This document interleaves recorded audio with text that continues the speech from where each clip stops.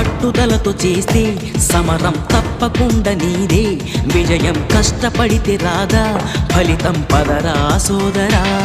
నీ ధైర్యం తోడై ఉండగా ఏ సాయం కోసం చూడక, నీ ధ్యేయం చూపే మార్గంలో పోరా సూటిగా. ఏనాడు వెనకడుగేయక ఏ అడుగు తడబడనీయక, నీ గమ్యం చేరేదాకా దూసుకుపోరా సోదరా.